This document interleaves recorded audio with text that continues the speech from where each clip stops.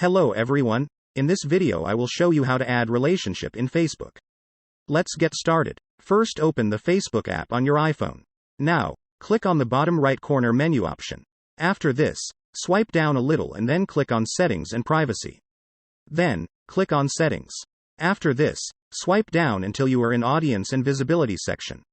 Then, click on Profile Details. Now, swipe down and then click on Add Relationship.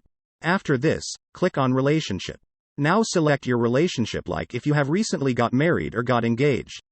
Then add your partner by clicking on the Partner button. Then, tag your partner. After this, select who you want to share this relationship with.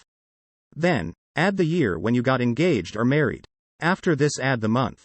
Then add the day. Now, click on Save. And that's how you add relationship in Facebook.